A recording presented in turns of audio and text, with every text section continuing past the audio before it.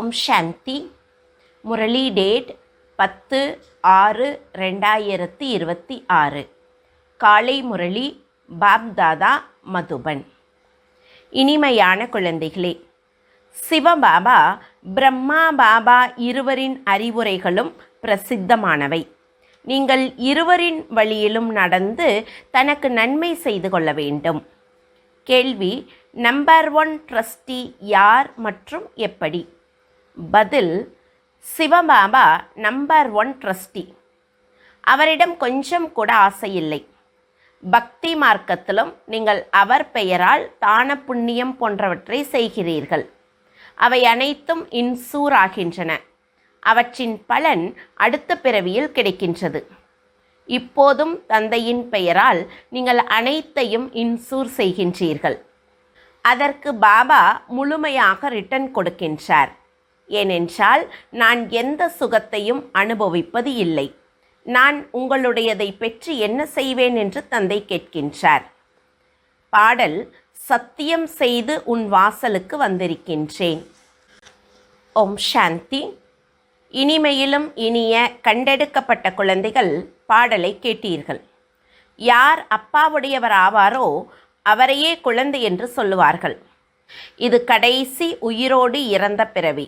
உயிரோடு தந்தையுடையவர் ஆக வேண்டும். ஸ்ரீமத் பெயர் பெற்றது என்பது குழந்தைகளுக்கு தெரியும். ஸ்ரீமத் பகவான் வாக்கு. கீதையில் ஸ்ரீ கிருஷ்ணரின் பெயரை போட்டிருக்கின்றார்கள். ஆனால் அவர் சிவபாபா. அவருக்கு பிறகு பிரம்மா, பிறகு கிருஷ்ணர். ஸ்ரீமத்தை ஸ்ரீ கிருஷ்ணருடையது என்று சொல்ல மாட்டார்கள். நமது சிவத்தந்தையே மிகவும் உயர்ந்தவர். பதீத்த பாவனர் என்று ஸ்ரீ கிருஷ்ணரையோ அல்லது ராதா போன்றவரையோ சொல்ல மாட்டார்கள். அவர்கள் தெய்வீக குணமுடைய மனிதர்கள். மனிதரை பதீத்த பாவனர் என்று சொல்லுவது இல்லை. பதீத்த பாவனரே வாருங்கள் என சத்தியுகத்தில் சொல்ல மாட்டார்கள். பதீத்தர்களை தூய்மையாக மாற்றுபவர் ஒரே ஒரு பாபா. அவரது ஸ்ரீமத் படி நீங்கள் நடக்கின்றீர்கள். பிரஜாபிதா பிரம்மாவின் வழியும் பிரசித்தமானது. ஸ்ரீமத்தும் பிரசித்தமானது. சிவபாபா வந்து உங்களை தன்னுடையவராக மாற்றுகின்றார். நாங்கள் சத்தியம் செய்து தந்தையுடையவராக மாறியிருக்கின்றோம் என சொல்லுகின்றீர்கள். அவரது அறிவுரைப்படி நடக்க வேண்டும். நீங்கள் தந்தைக்கு உங்கள் வழியை சொல்ல வேண்டிய அவசியமில்லை. அவர் தானே அறிவுரை கொடுப்பார். இங்கே எல்லோரும் குழந்தைகள். சிவபாபா பெயர் பெற்றவர். அவர் என்ன அறிவுரை கொடுத்தாலும் என்ன செய்தாலும் சரியே. இப்படி செய் என இந்த பிரம்மாவிற்கும் அறிவுரை கொடுக்கின்றார். உங்கள் சம்பந்தம் சிவபாபாவோடு இருக்கிறது. யாருடைய அவகுணத்தையும் பார்க்கக்கூடாது. ஸ்ரீமத் படி நடக்க வேண்டும். சிவபாபா நிராகாரர். இது ஒன்றும் அவரது வீடு இல்லை. நீங்கள் இங்கே பழைய வீட்டில் இருக்கின்றீர்கள். பிறகு சொர்க்கத்திற்கு சென்று உங்கள் வீட்டில் இருப்பீர்கள். அங்கே நான் இருக்க மாட்டேன். நான் இப்போது கொஞ்சம் நேரத்திற்கு வருகின்றேன் என்று சிவபாபா சொல்லுகின்றார். நீங்கள்தான் மிக உண்மையான மீட்பு படை. நாடகத்திட்டப்படி மிக சரியாக கல்ப முன்னர் போலவே சுப்ரீம் தந்தை டைரக்ஷன் கொடுக்கின்றார். ஒவ்வொரு கல்பமும் என்ன டைரக்ஷன் கொடுத்திருப்பாரோ அதையே கொடுத்திருக்கின்றார். இரவு பகலாக ஆழமான விஷயத்தை சொல்லிக்கொண்டே இருக்கின்றார். புதியவர் யாரும் இதை புரிந்து கொள்ள முடியாது. ஒருவர் 35-40 வருடங்கள் இருந்து வரலாம். எனினும் பலர் இந்த முக்கிய ஆழமான விஷயங்களை புரிந்து கொள்வதில்லை. தந்தை தினம்தோறும் புதியதாக சொல்லிக்கொண்டே இருக்கின்றார். கராச்சியிலிருந்து முரளி சொல்லப்பட்டு வருகிறது. முதலில் பாபா முரளி நடத்தவில்லை. இரவில் 2 மணிக்கு எழுந்து 10-15 பக்கங்கள் எழுதினார். பாபா எழுதி வைத்தார். பிறகு அதன் காப்பிகள் வந்தன. பக்தி மார்க்கத்தில் சாஸ்திரங்கள் போன்றவற்றின் காகிதங்களை பராமரிக்கின்றார்கள். நாளுக்கு நாள் பெரிய பெரிய புத்தகங்களை உருவாக்கி கொண்டே வருகின்றார்கள். எத்தனை வாழ்க்கை வரலாறுகளை உருவாக்கி கொண்டே போகின்றார்கள். அவற்றை படித்துவிட்டு பத்திரமாக வைக்கின்றார்கள். நீங்கள் முரளி படித்தவுடன் தூக்கி எறிகின்றீர்கள். இல்லையென்றால் இந்த வாக்கியங்களை நிரந்தரமாக வைத்திருக்க வேண்டும். ஆனால் வைப்பது இல்லை. ஏனென்றால் இவை அனைத்தும் அழிந்துவிடும் என்பது தெரியும். நீங்கள் தயாரிக்கும் சித்திரங்கள் போன்ற எல்லாம் கொஞ்சம் காலத்திற்கு மட்டுமே இருக்கும். பிறகு இவை புதைந்துவிடும். பிறகு அங்கே சாஸ்திரங்களும் இருக்காது, சித்திரங்களும் இருக்காது. பிறகு இங்கே நடப்பவையெல்லாம் கல்பத்திற்கு பிறகும் நடக்கும். சாஸ்திரங்கள் போன்றவை பிறகு துவாப்பர யுகத்தில் ஆரம்பமாகும். கிரந்தமும் முதலில் கையால் எழுதப்பட்டு மிக சிறியதாக இருந்தது. இப்போது பெரியதாக செய்யப்பட்டிருக்கின்றது. நாளுக்கு நாள் பெரியதாக்கி கொண்டே போகின்றார்கள். இல்லையென்றால் சிவபாபாவின் வாழ்க்கை கதையை எவ்வளவு எழுத வேண்டும்? பரம்பிதா பரமாத்மாவின் வாழ்க்கை கதை எங்களுக்கு தெரியும் என்று இப்போது குழந்தைகள் நீங்கள் சொல்லுகின்றீர்கள். நான் பக்தி மார்க்கத்தில் என்ன செய்கின்றேன் என்பதை தந்தை அமர்ந்து புரிய வைக்கின்றார். பக்தி மார்க்கத்திலும் இன்சூர் செய்கின்றேன். ஈசனின் பெயரால் மனிதர்கள் தான புண்ணியம் செய்கின்றார்கள். இவர் இறைவனின் பெயரால் தான புண்ணியம் செய்தார்.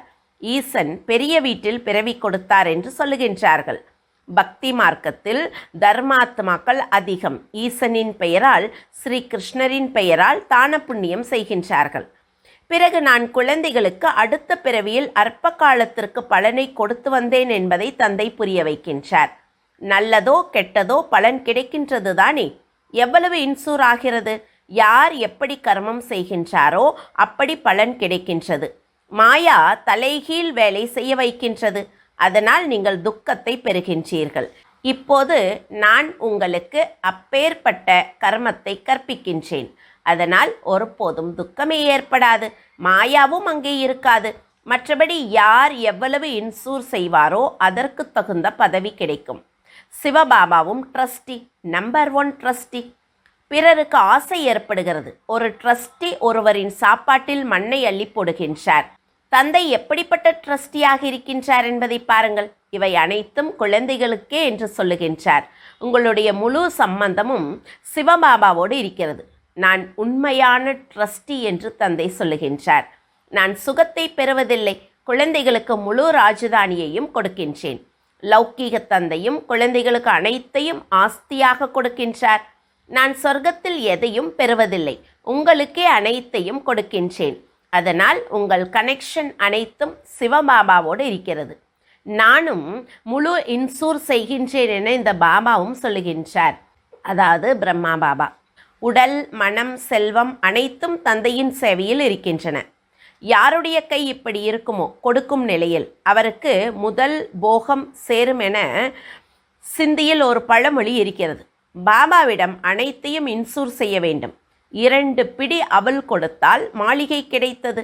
இப்போது பாருங்கள், கட்டிடம் கட்டப்பட்டது. ஒருவர் 1 ரூபாய் அனுப்பினார். எனது செங்கல்லையும் வைக்க வேண்டும் என்று சொன்னார். உனக்கு மிக சிறந்த மாளிகை கிடைக்கும் என்று பாபா பதில் எழுதினார். ஏனென்றால் நீ ஏழை, நானோ ஏழை பங்காளன். ஏழையின் 1 ரூபாய் பணக்காரரின் 10,000 ரூபாய்க்கு சமம். இருவருக்கும் ஒரே பதவி கிடைக்கும். செல்வந்தர் மிக அரிதாக வருகின்றார். எல்லோரையும் விட கன்னியர்கள் முற்றிலும் ஃப்ரீயாக இருக்கின்றார்கள். மம்மா நம்பர் 1 சென்றதை பாருங்கள். அவரிடம் எதுவும் இருக்கவில்லை. ஏழை குடும்பத்தை சார்ந்தவராக இருந்தார். இருந்தும் நம்பர் 1 சென்று விட்டார். இவர் அனைத்தையும் கொடுத்தார். இருந்தும் முதலில் லக்ஷ்மி, பிறகு நாராயணன். விளையாட்டு எவ்வளவு அதிசயமாக இருக்கின்றது. எனவே ஒருபோதும் எந்த விஷயத்திலும் சந்தேகம் வரக்கூடாது. பாப்தாதா ஒன்றும் குறைந்தவர் இல்லை. இவர் மீது கொஞ்சம் கூட சந்தேகமே வரக்கூடாது. மிக இனிமையானவராகவும் ஆக வேண்டும். ஒவ்வொரு அடியிலும் ஸ்ரீமத் பெற வேண்டும். இல்லையென்றால் மாயா அதிக நஷ்டத்தை ஏற்படுத்தும். குழந்தைகளுக்கு எவ்வளவு டைரக்ஷன் கொடுக்க வேண்டியிருக்கிறது. செய்திகளை முழுமையாக எழுதுங்கள் என்று தந்தை சொல்லுகின்றார். பாபா ஒவ்வொரு விஷயத்திலும் பராமரிப்பார். இந்த குழந்தை எப்படியாவது மேலே போக வேண்டுமென தந்தைக்கு அதிக கவனம் இருக்கிறது. படிப்பின் மீது முழு கவனம் கொடுக்க வேண்டும். நாம் மிக அன்பான இறைமானவர்கள். பகவான் வாக்கு எழுதப்பட்டுள்ளது. ஆனால் ஸ்ரீ கிருஷ்ணரின் பெயரை போட்டுவிட்டார்கள். ஸ்ரீ கிருஷ்ணரும் எல்லா மனிதர்களை விட மிக உயர்ந்தவர். முதலாம் இளவரசர் ஸ்ரீ கிருஷ்ணரின் பெயரை கொடுக்கின்றார்கள். நாராயணனின் பெயரை ஏன் கொடுக்கவில்லை? ஸ்ரீ கிருஷ்ணர் பாலகர். சிறுவரை விட பாலகர் சதோ பிரதானமாக இருக்கின்றார். பிறகு குழந்தையிலிருந்து இளைஞர், பிறகு முதுமை நிலை வருகிறது.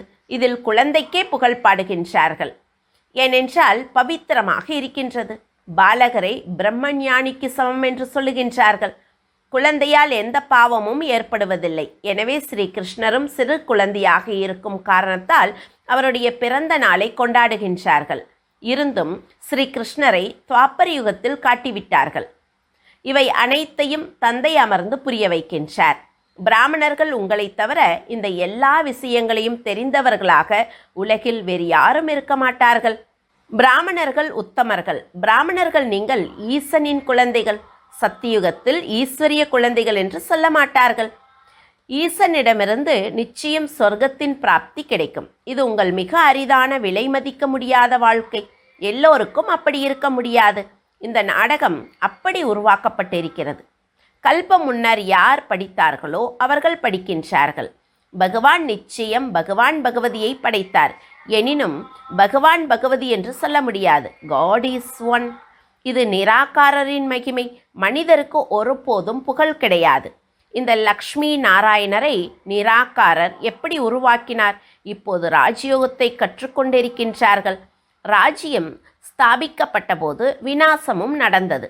தந்தை நிச்சயம் சொர்க்கத்தின் ஆஸ்தி கொடுப்பார். இப்போது இருப்பது சங்கமயுகத்தின் விஷயம். சிவபாபா வருகின்றார். அப்போது விளையாட்டு முடிகிறது. பிறகு ஸ்ரீ கிருஷ்ணரின் பிறவி ஏற்படுகிறது. மனிதர்கள் பாவம் குழப்பத்தில் இருக்கின்றார்கள். அதனால் தானே தந்தை வந்து புரிய வைக்கின்றார். பரம்பிதா பரமாத்மா பிரம்மா மூலமாக அனைத்து சாஸ்திரங்களின் சாரத்தை சொல்லுகின்றார். இப்போது நீங்கள் அப்படியே மாஸ்டர் ஞானம் நிறைந்தவர்களாக ஆகிவிட்டீர்கள். ஆத்மாவிற்கே புகழ் இருக்கிறது. ஞானக்கடல், ஆனந்தக்கடல், கருணைக்கடல் ஆகியவை தந்தையின் புகழ். இந்த பாரதம் அனைத்திலும் பெரிய தீர்த்தஸ்தலம் என்று தந்தை சொல்லுகின்றார். எனினும் ஸ்ரீ கிருஷ்ணரின் பெயரை போட்டதால் எல்லா புகழும் காணாமல் போனது. அனைவரும் சிவன் கோவிலில் மலர்களை தூவுகின்றார்கள். அனைவருக்கும் சத்கதி வழங்கும் வள்ளல் அவர் ஒருவரே. அரை கல்பம் நீங்கள் பலனை அனுபவித்த பிறகு கீழே வருகின்றீர்கள். அனைவரும் தமோ பிரதானமாக மாறியே தீர வேண்டும். குழந்தைகள், உங்களுக்கு புது உலகை ஸ்தாபனை செய்து கொண்டிருக்கின்றேன் என இப்போது தந்தை சொல்லுகின்றார். அதில் நான் வருவதில்லை. அனைத்தும் குழந்தைகள் உங்களுக்கே. தெளிவான விஷயம். மனிதர்கள் தமக்காகவே செய்கின்றார்கள். பிறகு சுயநலமின்றி செய்கின்றோம் என்று சொல்லுகின்றார்கள். எனினும் யாரும் தன்னலமற்ற சேவை செய்ய முடியாது. ஒவ்வொரு செயலுக்கும் பலன் நிச்சயம் கிடைக்கும். நான் குழந்தைகள் உங்களுக்கு அழியாத ஞான ரத்தினங்களை கொடுக்கின்றேன். உங்களுக்காகவே வைகுண்டத்தை கொண்டு வருகின்றேன். குழந்தைகளுக்கு இறையாண்மையின் நினைவு பொருளை கொடுக்கின்றேன். எனவே அதை பெறுவதற்கு அப்படி தகுதி பெற வேண்டும். சொர்க்கத்தின் எஜமானராக வேண்டும். உள்ளங்கையில் சொர்க்கம் கிடைக்கின்றது. நொடியில் ஜீவன் முக்தி என்றால் நொடியில் அரச பாக்கியம். சிவபாபா தெய்வீக திருஷ்டியின் வள்ளல். நொடியில் வைகுண்டத்திற்கு அழைத்து செல்லுகின்றார். இந்த பாபாவின் கையில் எந்த சாவியும் இல்லை. அதாவது பிரம்மா பாபா கையில் திவ்ய திருஷ்டிக்கான சாவி இல்லை. சிவபாபா கிட்டதான் இந்த திவ்ய திருஷ்டி காண்பிப்பதற்கான சாவி இருக்குது. நான் குழந்தைகள் உங்களுக்கு ராஜ்யத்தை கொடுக்கின்றேன் என்று தந்தை சொல்லுகின்றார். நான் ஆட்சி செய்வதில்லை. பிறகு எப்போது நீங்கள் பக்தி மார்க்கத்திற்கு போவீர்களோ அப்போது உங்களை தெய்வீக காட்சிகளால் மகிழ்விக்க வேண்டி இருக்கிறது. எவ்வளவு நன்றாக புரிய வைக்கின்றார். இப்படிப்பட்ட தந்தை ஒவ்வொரு கல்பமும் கல்பங்களின் சங்கமயுகத்தில் ஒரு முறை மட்டும் வருகின்றார். நாடகம் முன்னரே நிச்சயிக்கப்பட்டபடி நடந்து கொண்டிருக்கிறது. இப்போது எதையும் உருவாக்க வேண்டியதில்லை. எது நடந்தாலும் அது நாடகத்தில் நிச்சயிக்கப்பட்டு உள்ளது. அதை சாட்சியாக இருந்து பாருங்கள். தந்தை மிக நன்றாக புரிய வைக்கின்றார். குழந்தைகளே, நான் உங்கள் இன்சூரன்ஸ் மேக்னெட்.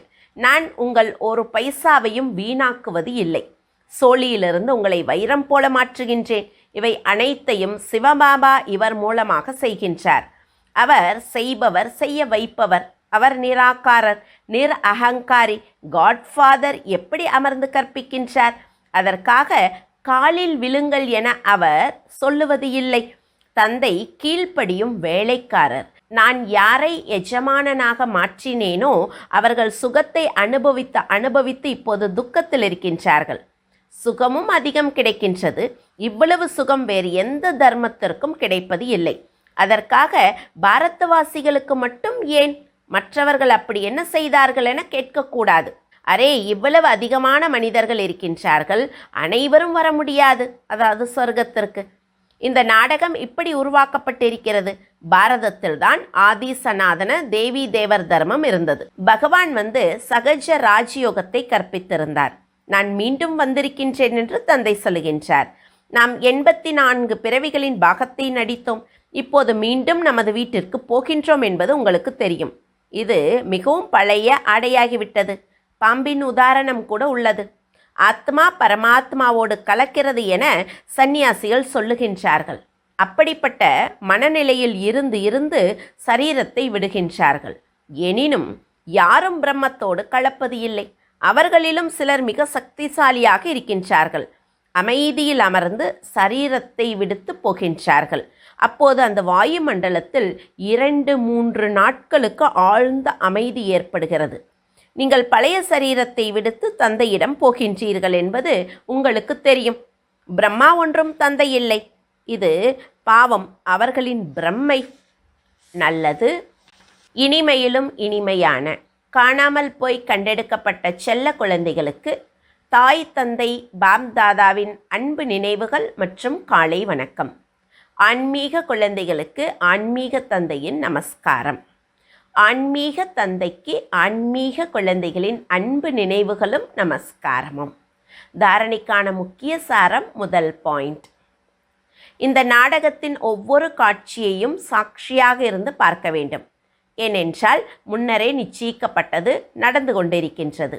ஒருபோதும் எந்த விஷயத்திலும் சந்தேகப்படக்கூடாது. 2வது பாயிண்ட், தந்தை இன்சூரன்ஸ் மேக்னெட். எனவே உடல் மனம் செல்வத்தை தந்தையின் சேவையில் வெற்றி பெற வைத்து தனது எதிர்காலத்தை உருவாக்க வேண்டும். தந்தையோடு முழுமையாக சம்பந்தம் வைக்க வேண்டும். முழு செய்தியை கொடுக்க வேண்டும். வரதானம், இறந்து பிறந்த ஸ்திதி மூலமாக தைரியம் மற்றும் உல்லாசத்தின் அழியாத முத்திரை பதிக்கும் பிராப்தி நிறைந்தவர் ஆகுக. யார் பிராப்திகளால் நிறைந்திருப்பாரோ அவரது ஒவ்வொரு நடத்தையிலும் பார்வையிலும் ஊக்கம் உற்சாகம் தெரியும். எனினும் தைரியம் மற்றும் உல்லாசத்தின் அழியாத முத்திரை பதிக்க உங்கள் கடந்த காலத்திலிருந்தும் ஈஸ்வரிய மரியாதைக்கு புறம்பாக இருக்கும் சம்ஸ்காரம், சுபாவம், எண்ணம் மற்றும் செயல்களிலிருந்தும் இறந்து பிறக்க வேண்டும். வாக்குறுதி என்ற சுவிட்சை செட் செய்து பிராக்டிக்கலில் வாக்குறுதிப்படி நடந்து கொண்டே இருக்க வேண்டும். தைரியத்தோடு உல்லாசமும் இருந்தால் பிராப்தியின் ஜொலிப்பு தொலைவிலேயே தெரியும். ஸ்லோகன், மேலா மற்றும் ஜமேலாவில், அதாவது குழப்பமான சூழ்நிலையில் டபுள் லைட்டாக இருப்பவரே தாரணா மூர்த்தி. ஓம் சாந்தி.